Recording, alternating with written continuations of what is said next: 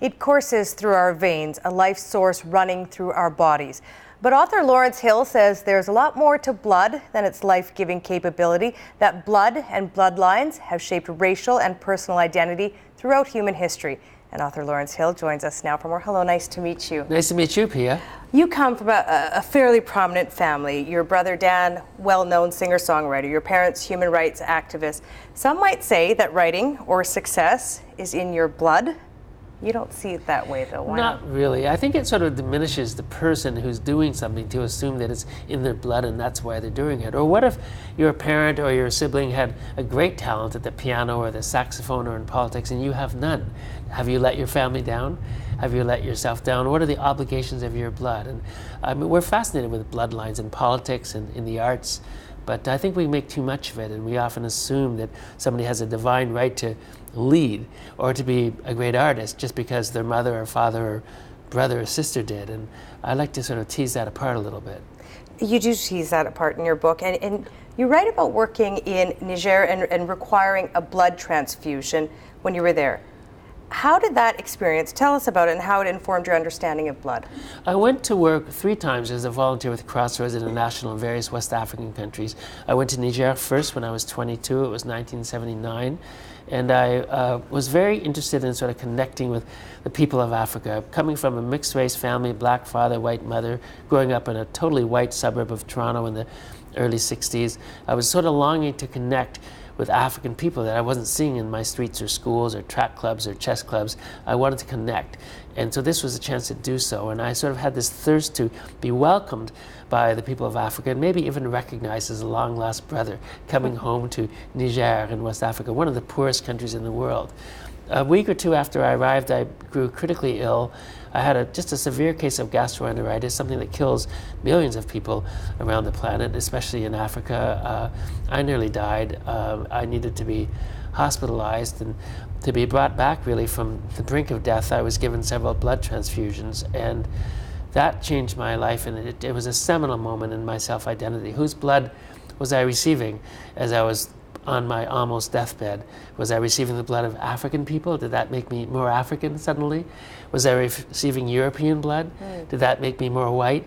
What really mattered was that the blood type matched mine, A positive, and that I was going to live. And I was helped and kept alive by fellow Quebecers who took care of me while I was sick in the hospital. And I came out of the hospital alive, thankfully, and a changed man. I never would worry again about how others would see my identity or my blood. I knew what it was, and I didn't have to worry about external recognition any longer. So it left me a more confident person. And before that, I mean, you saw blood differently, maybe how most people see it, having perhaps more importance than you did after having that blood transfusion. Yes, and I think also perhaps I internalized without enough thought, the idea that your blood could be boiled down to parts. Was I part black? Was I part white? 50 this, 50 that? Well, we all know when you really pick that apart that it's absurd. What is it? Is your left knee containing white blood and your black knee, your right knee containing black blood? I mean, really, it's a question of identity that comes from cultural affiliation, from whom you live with, and what circles you move in, how you're seen, how you see yourself. Identity is negotiated, it's not inherited in your blood, but we talk about it as if it really can be boiled down to blood parts. You see it as problematic to ascribe blood to personal identity, then? Very much so.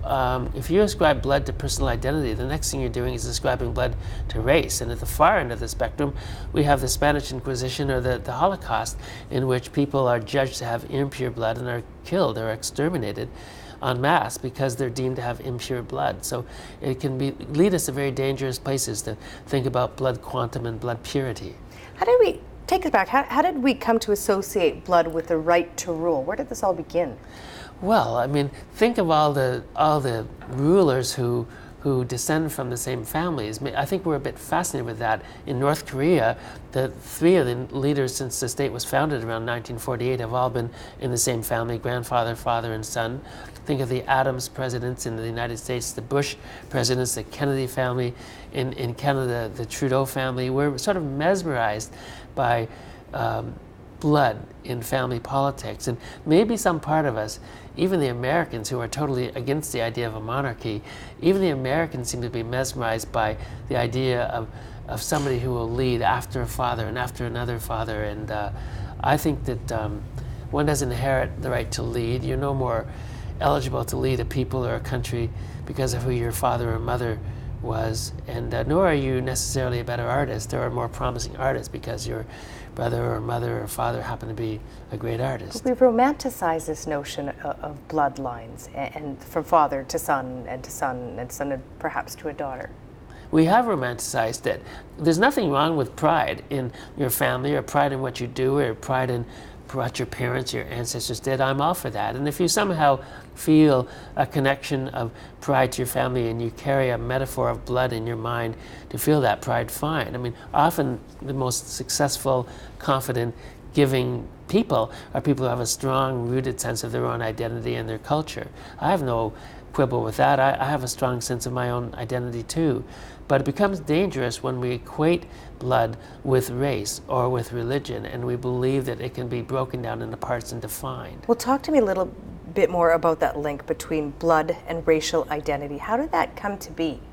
Well, I mean, really since the 1800s and earlier, we've been thinking in terms of blood and race. Really, if you go back to the 1400s in medieval Spain, in the time of the Spanish Inquisition, the Catholic monarchs are basically booting Muslims and Jews out of Spain and murdering them as they go and expelling hundreds of thousands. And the litmus test to determine whether you're allowed to stay in Spain and have your rights or not is whether your blood is pure.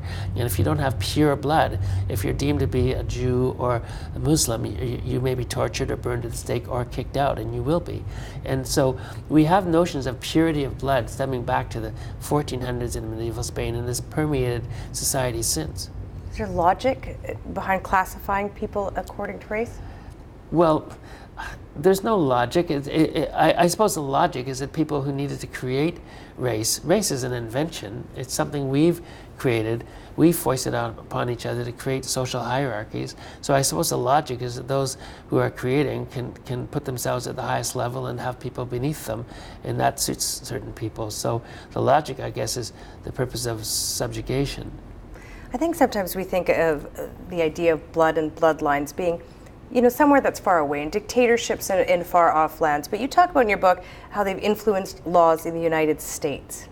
And Canada, yes, very much so. Both countries have been preoccupied over the centuries with blood quantum, notions that you can formally determine what a person's identity is by boiling it down to parts.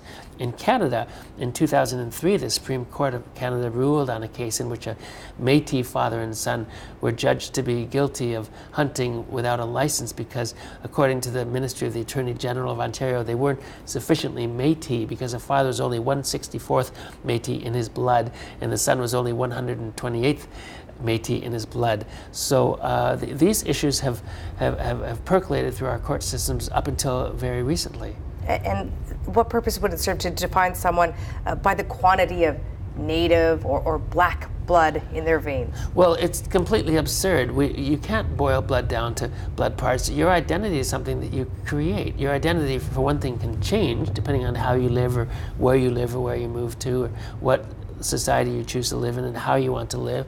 But also, you can't impose as a government or a state or a court of law what a person's identity is by their blood. That's how we get slavery, or that's how we have people being exterminated in the Holocaust, is by a false and sort of hateful determination of blood identity or blood quantum. You talked about the case in Canada a decade ago in 2003. Is that an anomaly? I mean, is the way societies equated blood and race largely a thing of the past? I don't think that it's a thing of the past. I think that it continues to affect the way that we imagine citizenship rights today. There are all sorts of examples in our past. The deportation and the internment of Japanese Canadians during the war who were born in Canada. They're deported or interned or sent to Japan because they had the wrong blood. They're declared enemy aliens even though they were born in Canada because of their blood ancestry.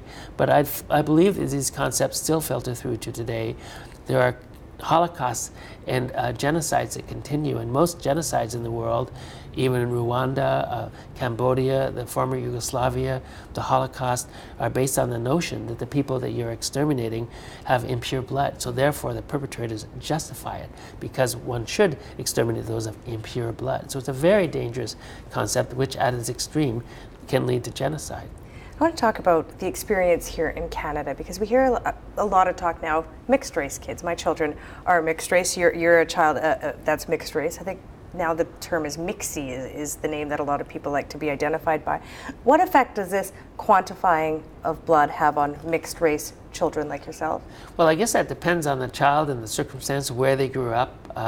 Some people have to sort of fight for a sense of identity. Some people manage to negotiate quite happily having two identities. I personally don't think that having one identity negates having another identity. I don't like to think of myself or another person as 1/4 this, 1/4 that, and half this. I don't like to think that having something in your family history negates something else. I don't see any reason why you can't be two things or three. You don't have to be half or a third or something, or boil it down to a blood part. It's interesting. I have this conversation often. My children look very white. My husband is a white man. And I always wonder, will they check off the box on a form that says visible minority? And I guess we'll wait and see. They're young, but it's always a thing that I grapple with. Would I tell them to do it? Would I not? Are they judged on their appearance? How do they self-identify? What's important in that? Well, one thing that's interesting about that is that their self-identity might change as they age, and the way they see themselves at 6 may not be the way they see themselves at 16 or 26. My own children, certainly the girls, Genevieve and Carolyn, when they were young, basically thought of themselves as white, but as they sort of moved into teenage years and their looks became a little more evident, they couldn't really situate themselves any longer. They couldn't really pull that off so unequivocally. So they changed in the way they talked about themselves as they moved into teenage years as young women. So the effect that it has really depends on the person, and also where you're living. Are you living in an environment where you're the only one who looks like that and you're in an otherwise, say, white environment? Or are you living in an environment where there's a lot of people who are of mixed race or of some other minority background? And so the geography, of the person has a huge influence on their self-identity. You talked about so many countries and cultures where blood and identity are so integral. Are there any cultures that you can point to that where blood and identity aren't so entrenched? Well, it's funny you should say that. In many ways, I think Canada is held up as a model around the world, as a place where we can live in harmony. You think of all the countries in the world that have had civil wars or outbreaks of ethnic violence. Canada is often seen as a beacon of hope around the world.